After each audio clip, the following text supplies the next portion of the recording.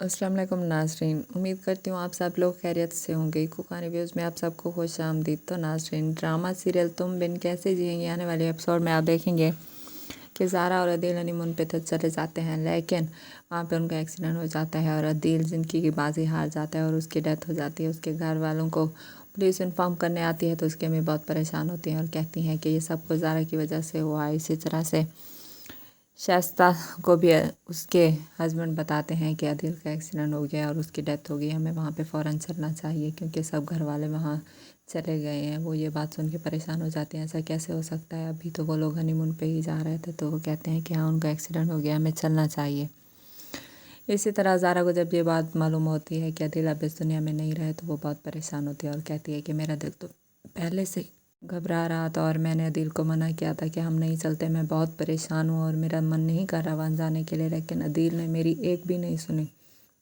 उसने यही कहा था कि हम अकेले में कुछ टाइम स्पेंड करना चाहते हैं जहाँ पे हम दोनों के अलावा कोई भी ना हो, इसलिए हम वहाँ पे चले गए थे और अब अदील इस दुनिया में नहीं रहे और हमारा साथ यहीं तक ही था। वो ये सोचकर बहुत परेशान होती है और उसे ये भी बात याद आती है कि अदील ने मुझसे वादा किया था कि मौत के अलावा हमें कोई भी चीज़ अलग नहीं कर सकती। आखिरकार मौत ने हम दोनों को अलग कर लिया और आखिर दिल मुझे छोड़कर चले गए। लेकिन वहाँ पे उसकी बहन कहती हैं कि मेरे भाई की मौत सिर्फ़ और सिर्फ तुम्हारी वजह से हुई है। मेरा भाई मुझे छोड़ के चला गया, अगर तुम उससे वहाँ पे ना लेकर जाती तो आज हमें ये दिन ना देखना पड़ता।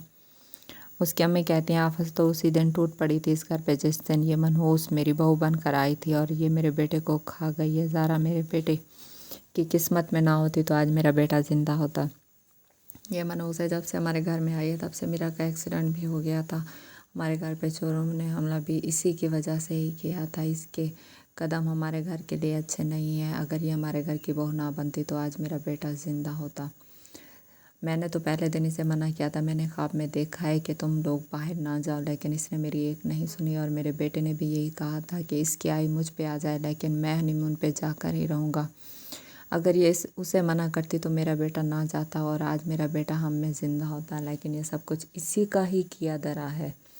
ये मेरे बेटे को खा गई है। सब घर वाले उसे समझाने की कोशिश करते हैं कि ऐसी बात नहीं है, ज़िंदगी और मौत तो अल्लाह ताला के हाथ में, आपको ऐसी बातें नहीं करनी चाहिए। लेकिन वो कहते हैं कि नहीं, मेरा बेटा मुझे छोड़ के चला गया है। मैं अपने होश हवास में कह रही हूँ कि ये लड़की मनहूस है और इसकी वजह से मेरे घर में मुसीबतों ने घेर कर रखा है, इसलिए मैं इसे कभी भी माफ़ नहीं करूँगी। वो बेचारी सुन सुन के बेहोश हो जाती है कि आखिर इसमें उसका क्या कसूर है। वो भी तो अदील से मोहब्बत करती थी और अदील के बगैर रहने का सोच भी नहीं सकती थी।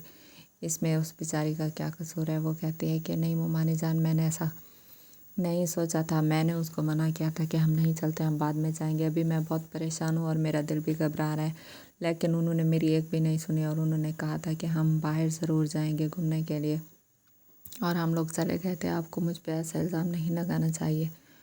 लेकिन मोमानी जान उसकी एक भी नहीं सुनती। उसकी अम्मी उसे हौसला देने की कोशिश करते हैं ज़ारा को कि तुम खामोश हो जाओ, वो बड़ी हैं, अभी वो परेशानी की हालत में है और जो कुछ कह रही हैं तुम उनकी बातों को इग्नोर करो और तुम खुद को संभालो। वो कहती है कि मैं खुद को कैसे संभालूं, मैंने तो कभी सोचा भी नहीं था कि मैं अदील के बिना रह पाऊंगी, लेकिन अब तो अदील मुझे हमेशा के लिए छोड़ के चले गए हैं।